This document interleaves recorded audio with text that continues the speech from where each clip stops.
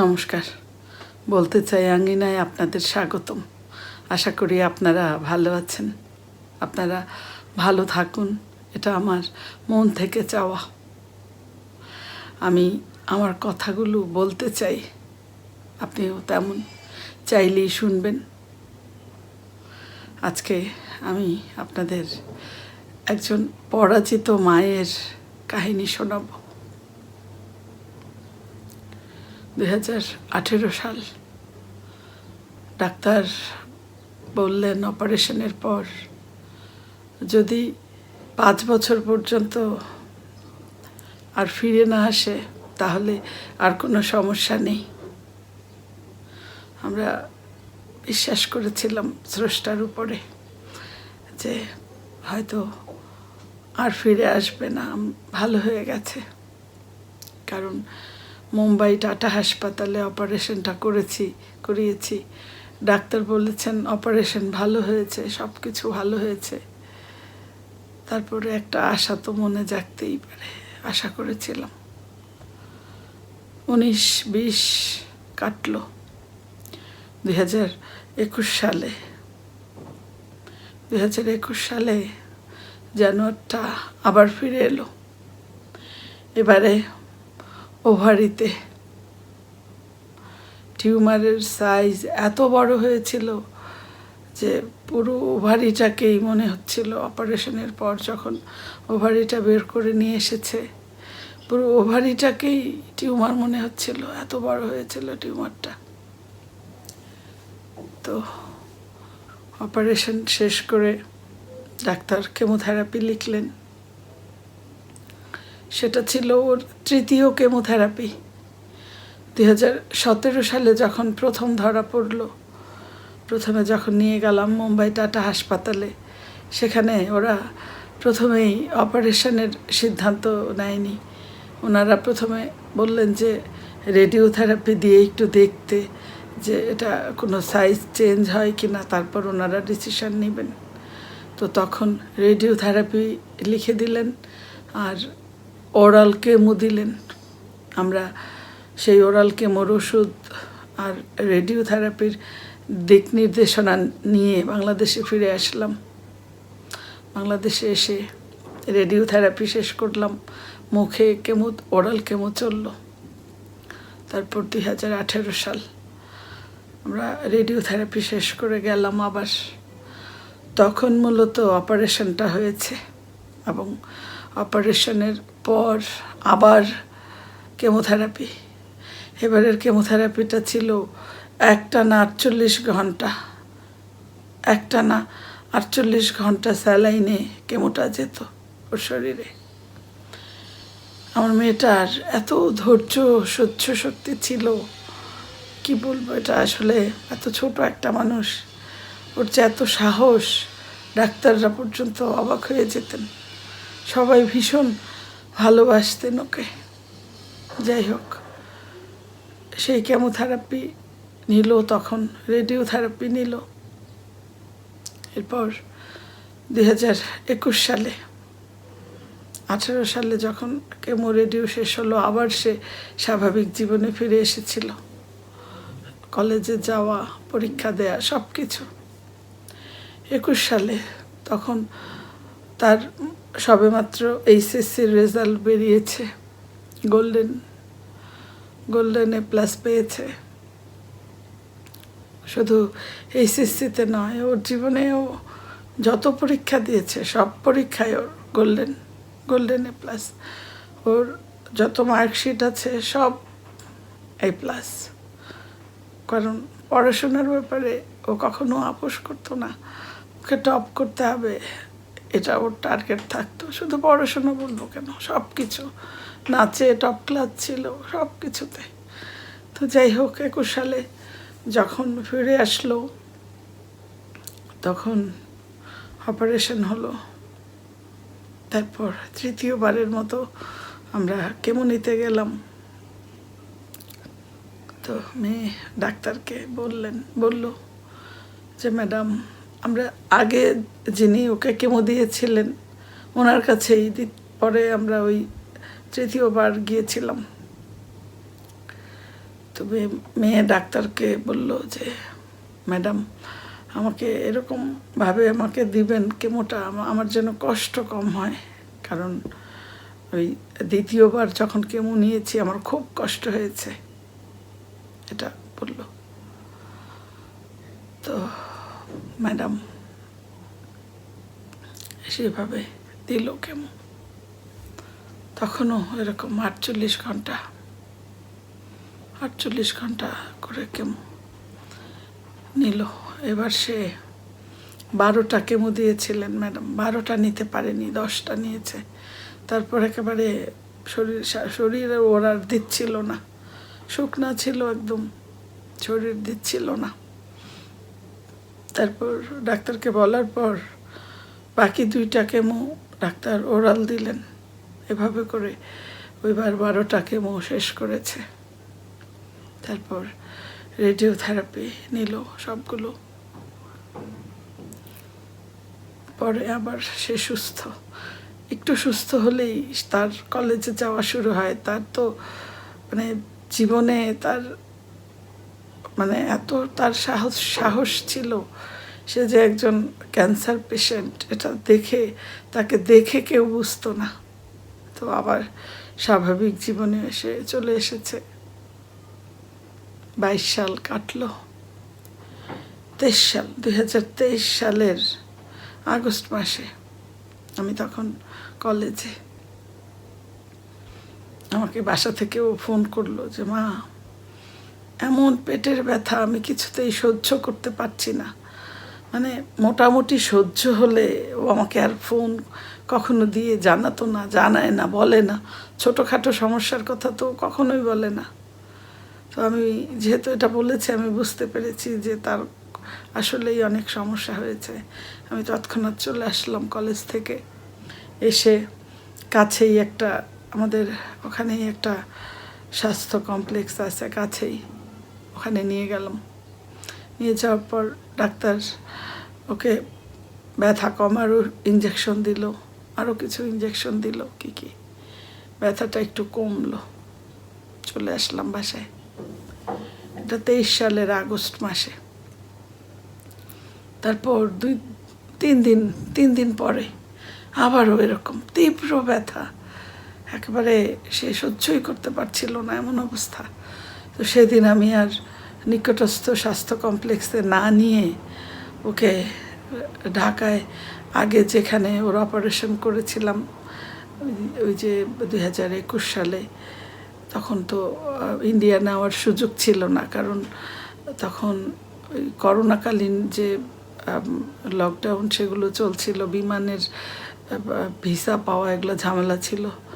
তো যাই হোক, সেই ডাক্তারের কাছেই নিয়ে গেলাম 23 সালে। যখন ধরো আবার এরকম ব্যথা, চিন্তা করলাম এই কাছাকাছি এই স্বাস্থ্য কমপ্লেক্সে না গিয়ে আমি সেখানেই নিয়ে গেলাম।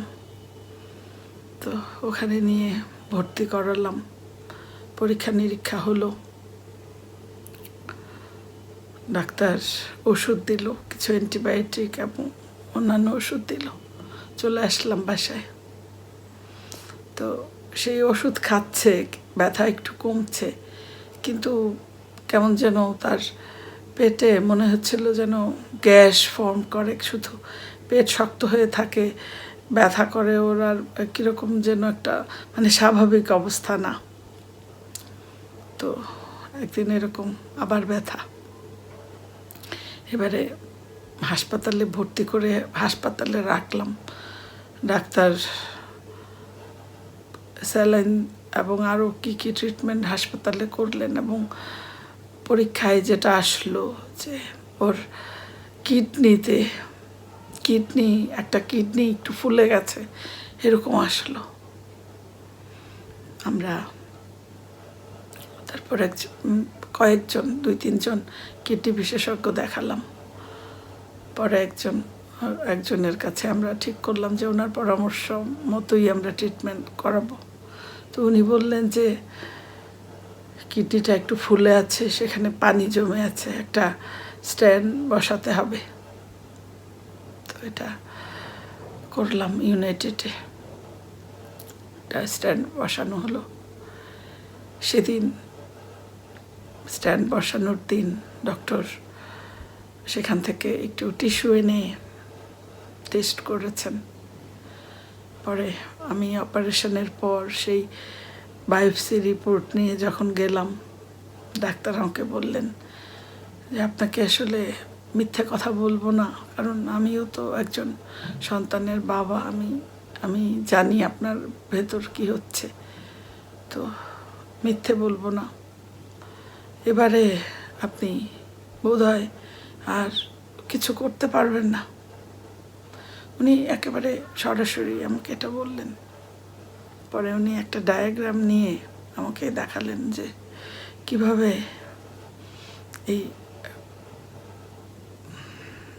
জানোয়ারটা একেবারে ওর পুরো পেটের বিভিন্ন অংশে ছড়িয়ে গেছে, এটা উনি দেখালেন। তারপরেও ডাক্তারের কথা শোনার পরেও আমার মনে হচ্ছিল যে হয়তো আমি পারবো, আমি চেষ্টা করি, হয়তো আমি পারবো, স্রষ্টা হয়তো আমাকে ফিরাবেন না। ডাক্তারকে আমি বললাম যে স্যার আপনি আমাকে সাজেশন দিন যে এরপর আমি কি করব, আমার কি করা উচিত। উনি আমাকে বললেন যে আপনি এক কাজ করেন, আপনি অনকোলজিস্টের কাছে যান। অনকোলজিস্টরা এর পরবর্তী ট্রিটমেন্ট শুধুমাত্র অনকোলজিস্টরাই করতে পারবেন, আপনি যান, তারা দেখেন কি বলে। তো আমরা অনকোলজিস্টের কাছে যাওয়ার আগে চিন্তা করলাম যে ডাক্তার ওকে এতদিন ধরে ট্রিটমেন্ট করছেন, ওনার পরামর্শেই আমরা যাব। তারপর আবার ওনার কাছে গেলাম। উনি ওর শরীরের অবস্থা তখন এত খারাপ ছিল, দারুণভাবে দুর্বল ছিল, কোনো অনকোলজিস্টের কাছে গেলে ওকে রাজি হবে না কেমো দিতে, এমন একটা শরীরের অবস্থা। তো সেই ডাক্তার বললেন যে ওকে একটু হাসপাতালে ভর্তি করে একটু দেখি যে শরীরটাকে একটু ভালো করা যায় কি না, তারপর কেমোথেরাপিতে পাঠাবো। উনি ভর্তি করিয়ে ভিটামিন, স্যালাইন, বিভিন্ন কিছু, ওর তখন খাওয়া দাওয়া একদম কমে যাচ্ছিল, বিভিন্ন কিছু দিল, দিয়ে বাসায় গেলাম। উনি বললেন যে কেমোথেরাপি একটা ডেট দিলেন যে আপনারা অত তারিখে ওই ডাক্তারের কাছে যান, একজনের নাম সাজেস্ট করলেন। তো আমরা বাসায় গেলাম, কেমোথেরাপির জন্য আমরা ওই ডাক্তারের কাছে যাব এই প্রিপারেশন নিয়ে। একদিন এরকম তীব্র ব্যথা, একদম তার পায়খানা বন্ধ হয়ে গিয়েছিল, খেতেই পারছিল না, কিছু খেতে পারতো না, ব্যথা পেট। তো আবার হাসপাতালে নিয়ে গেলাম। সেবারে ডাক্তার যেহেতু পায়খানা বন্ধ, এজন্যে একটা ব্যবস্থা করলেন এবং আমাদের বললেন যে একটু লিকুইড ডায়েটে থাকতে। হাসপাতালে ভর্তি করে উনি আবার একটা ট্রিটমেন্ট করলেন, একটু সুস্থ হলো। লিকুইড ডায়েট বলেছে, বড় মেয়ে আর কিছুই খেত না ভয়ে। পরে নিয়ে গেলাম কেমোথেরাপির জন্য। কেমোথেরাপির অনকোলজিস্ট ওকে দেখে দিবে না কেমো।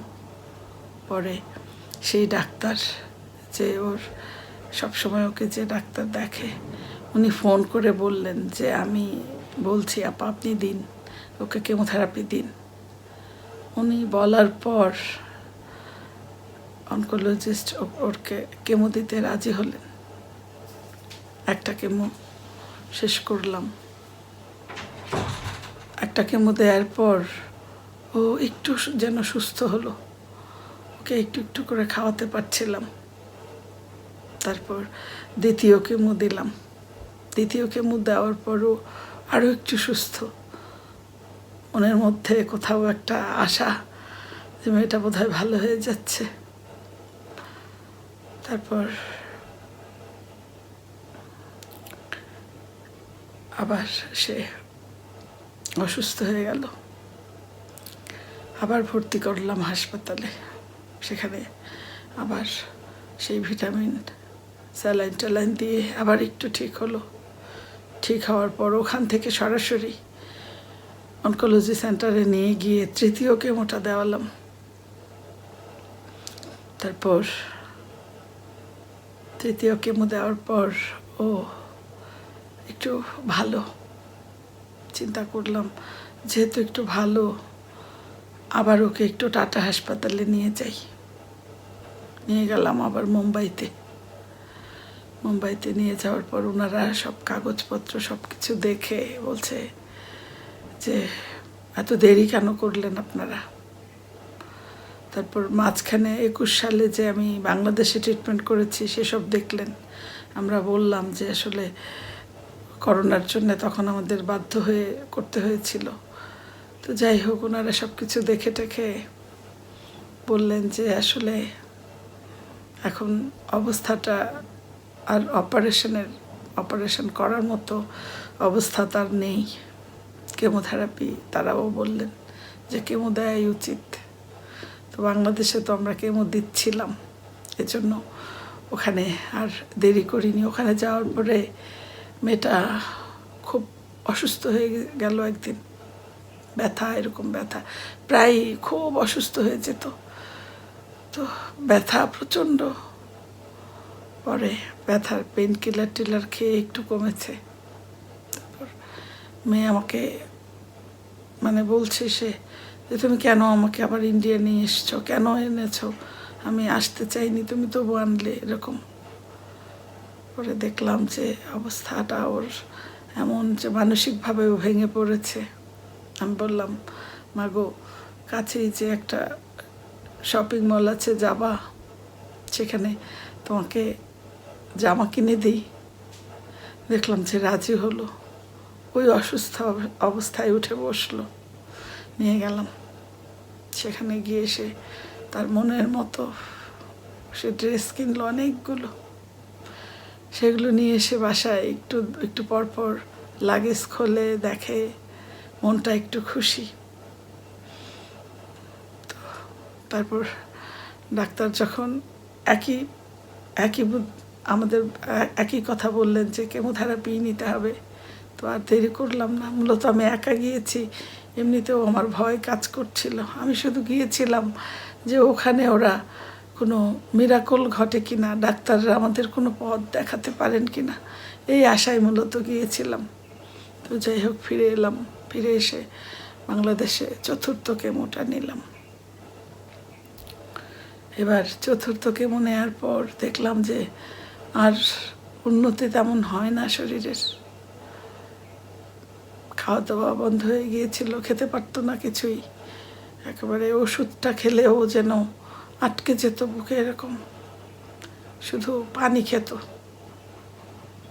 তো আমি পানির সাথে গ্লুকোজ দিয়ে খাওয়ানোর চেষ্টা করতাম যে একটু শক্তি পাবে।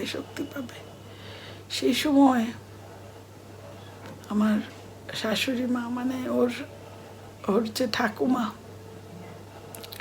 সেই ঠাকুমা থানকুনি পাতা পাঠিয়েছিলেন বাড়ি থেকে। আমার মেয়েটার মনোবল এবং তার যে বাঁচার অদম্য ইচ্ছা ছিল, সেটা বলার জন্য এই ঘটনাটা বলছি। থানকুনি পাতা পাঠিয়ে একদিন বললেন যে এই থানকুনি পাতা, এটা পেটের সমস্ত রোগের এটা একটা মহা ঔষধ। এটা ও আরও কয়েকজনের কাছে শুনেছে। তো প্রতিদিন সকালবেলা খালি পেটে ওকে এই থানকুনি পাতার রস আখের গুড়ের সাথে মিশিয়ে দিতাম, আর ও খেত। তো এই রসটা ও পানি জল খেতে পারে না এমন অবস্থা, কিন্তু তবুও প্রতিদিন এই রসটা সে জোর করে, যত কষ্টই হোক, রসটা পুরোটা খেত, প্রতিদিন খেত, প্রতিদিন। তো মাঝে মধ্যে ব্যথায় যখন সহ্যই করতে পারে না। এর মধ্যে আবার ডাক্তার ওকে, যেহেতু তার তীব্র ব্যথা হয়, অসহ্য ব্যথা, এই জন্য ডাক্তার ওকে পেন কিলারের যে সর্বোচ্চ, সেটা হচ্ছে মরফিন সাজেস্ট করেছে। আমরা টাটা হাসপাতাল থেকেও অনেক মরফিন কিনে এসেছিলাম, মরফিন ট্যাবলেট বাংলাদেশ থেকেও কিনতাম। তো সেই মরফিন খেত। মরফিন একটা মাত্রা আছে যে এই পর্যন্ত মানুষ নিতে পারে, কিন্তু দেখা যেত যে ওকে সেই সর্বোচ্চ মাত্রা পর্যন্তই দিতে হতো, কারণ এত ব্যথা সহ্য করা যায় না। সারাক্ষণ ওর পিঠ ডলতে হতো, একদম যতটুকু জোর আছে পুরো জোর প্রয়োগ করে পিঠে মালিশ করতে হতো সারাক্ষণ। 24 ঘন্টা মনে হয় যে হয়তো 10 মিনিট 15 মিনিট একটু ঘুম চোখে তার আবার উঠে যেত ব্যথায়, এমন ব্যথা। এই করে করে আবারও হাসপাতালে নিয়ে রেখে কয়দিন একটু ভিটামিন স্যালাইন দিয়ে 5ম কেমোটা পর্যন্ত নিতে পেরেছিলাম। 5ম কেমোর পর আর আর একটুও তার উন্নতি হচ্ছিল না, অবস্থা দিন দিন খুব খারাপ হচ্ছিল।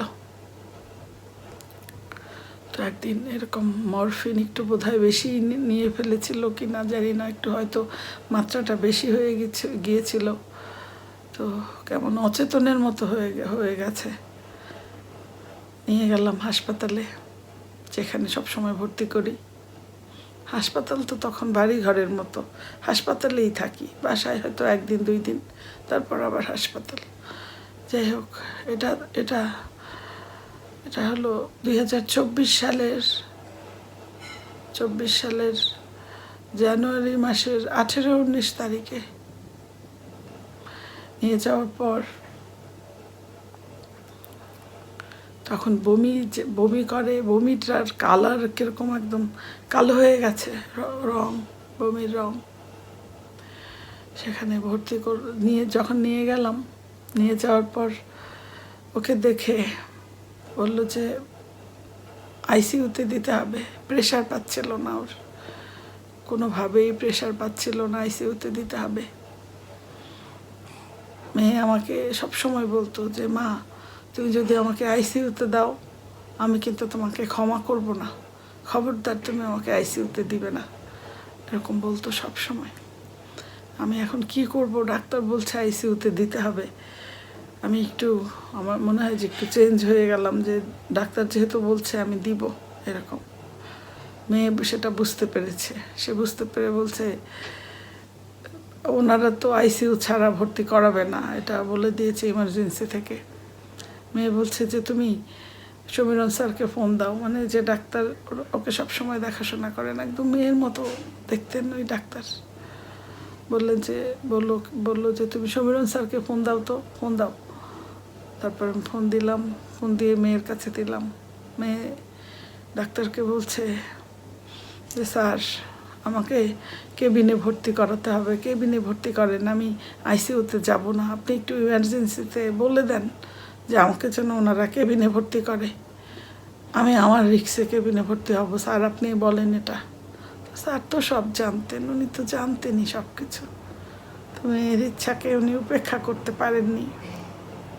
উনি সেই ইমার্জেন্সিতে বললেন যে ঠিক আছে, ও যেটা বলে সেটাই করেন, ওকে কেবিনে ভর্তি করেন। তো এটাই ছিল আসলে ওকে হাসপাতালে নিয়ে থাকা শেষ সময়। ওইবার 5 দিন ছিলাম।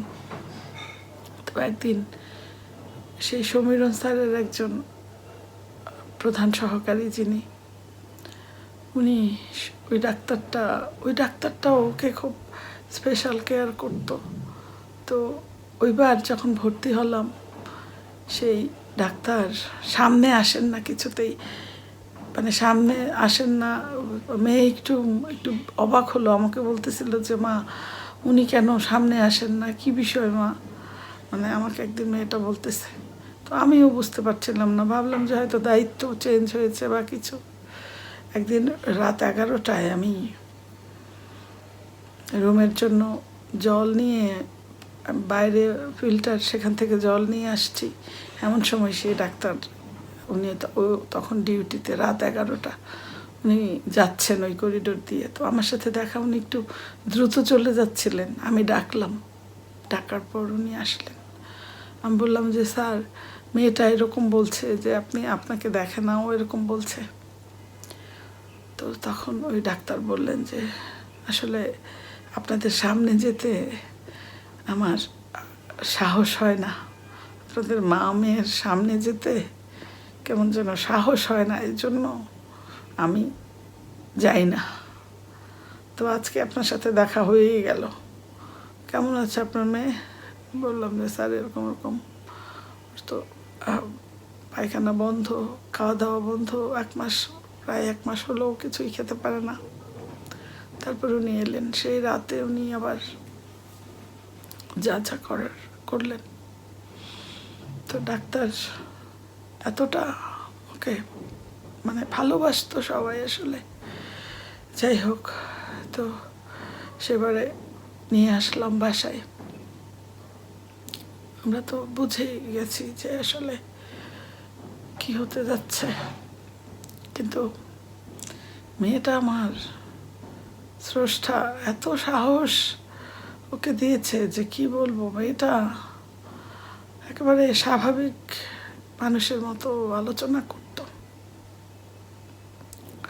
আমাকে বলে, মা খবরদার, খবরদার তুমি চোখের পানি ফেলবে না, কারণ তুমি যদি কান্না করো তাহলে আমি, তোমার সাথে আমার সম্পর্ক নেই, তুমি তুমি খবরদার। আমি বললাম যে মা, এটা কি থাকা যায় বলো? আমাকে বোঝায়, মা সবাইকে যেতে হবে, তুমিও যাবা, আমিও যাব, আমি ভাগ্যবান যে আমি আগে যাচ্ছি, আর তোমার জন্যে এটা এত মজার যে আমি ওখানে গিয়ে বাসা দেখে সব কিছু ঠিকঠাক করে রাখবো, আর তুমি আসলে তোমাকে রিসিভ করব। তাহলে বলো কত ভালো না বিষয়টা, আমি গিয়ে আগেই সব ঠিকঠাক করে রাখবো। আবার আমাকে বলে, মা তুমি কেন ভয় পাচ্ছ? ওখানে তো আমার দিদিমা আছে, রত্নামাসি আছে, পীযুষ মামা আছে, ওরা তো আমাকে রিসিভ করবে, আমি তো একা থাকবো না, তুমি কিসের জন্য ভয় পাচ্ছ? আমি ওকে বললাম যে মা, আমি যদি কোথাও যেতাম, কোথাও কোনো প্রোগ্রামে, ও ফোন দিতে দিতে মাথা নষ্ট করে ফেলতো যে মা কখন বাসায় আসবে, কখন বাসায় আসবে। আমি ওকে বললাম যে মা, তুমি যে আমাকে এরকম করতে এতদিন, তো এখন তুমি যে যাচ্ছ মাকে ছেড়ে, তুমি কিভাবে যাচ্ছ একা একা? দেখলাম ওর চেহারায় মানে একটু চিন্তার রেখা, ও একটু থমকে গেল মনে হলো। আমাকে বললো যে তাই তো, আমি তো মা এটা ভেবে দেখিনি, মানে একটু চিন্তায় পড়ে গেল যেন মনে হলো। সব সময় সে, আমি তাকে কি বোঝাবো, সে আমাকে বোঝায়।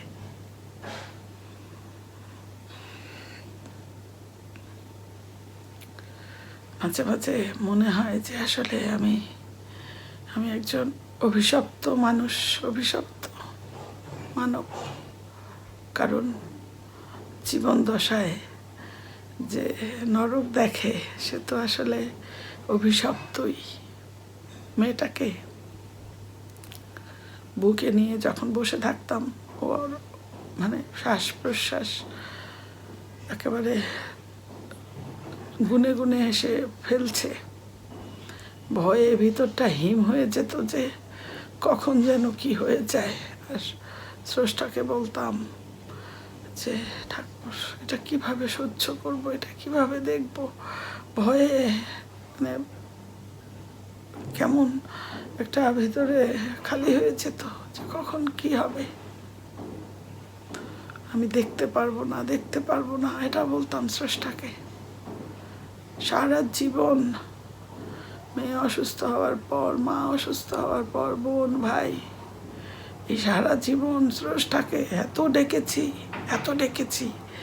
স্রষ্টা সেই ডাক শোনেননি। কিন্তু সেদিন যে বলেছি যে আমি দেখতে পারবো না, আমি এই দৃশ্য দেখতে পারবো না, সেই ডাকটা তিনি ঠিক শুনেছেন। 26 তারিখে কি হলো, আমার রাতে বোধহয় একটু অজ্ঞানের মতো হয়ে গিয়েছিলাম। আমাকে হাসপাতাল নিয়ে যাওয়া হলো। বাসায় মেয়ের কাছে আমার ছোট যা, আমার বোন, আমার এক মাসি, আমার ছোট মাসি, আর অনেকেই ওর কাছে বাসায়, আর আমি হাসপাতালে। 26 তারিখে রাতে নিয়ে যাওয়া হলো আমাকে। 27 তারিখ আমি হাসপাতাল থাকলাম। ডাক্তার কি একটা পরীক্ষা মধ্যরাতে করবে, রেখে দিল। বাসায় আসার জন্য আমি বললাম, ডাক্তারকে ছুটি দিতে দিল না কিছুতেই। তারপর 28 তারিখ, আজকের দিনে, 2024 সালের 28 তারিখ, আজকের দিনে আমার সংগ্রাম, যুদ্ধ সব শেষ হলো। শেষ মুহূর্তে মেয়ের পাশে থাকতে পারিনি। স্রষ্টা আমার শেষ প্রার্থনাটা মঞ্জুর করেছিল বলে সেই মুহূর্তে আমি হাসপাতালে, আর আমার মেয়ে বাসায়। আজকে 2 বছর হলো। মেয়েটা সশরীরে আমার কাছে নেই। সশরীরে হয়তো নেই, কিন্তু সে তো সবসময় আমার ভেতর। আমি যতদিন দুনিয়ায় থাকবো আমার ভেতর তো সে থাকবেই। মূলত আমি এই শেষ এতগুলো বছর পার করে আজকে বুঝতে পারছি যে যারা চলে যায় সেই মানুষগুলোই আসলে ভাগ্যবান। যারা পৃথিবীতে থাকে তাদের কত কি করতে হয় ভালো থাকার অভিনয়, কত কি থাকাটাই আসলে অভিশাপ। জানি না এই অভিশাপ থেকে মুক্ত কবে হব।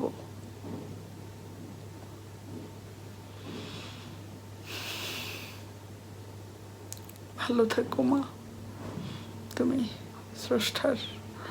স্রষ্টার কাছেই ভালো থেকো। আজকের মতো আপনাদের কাছে থেকে বিদায় নিচ্ছি। আপনারাও খুব ভালো থাকবেন, সুস্থ থাকবেন। শুভরাত্রি।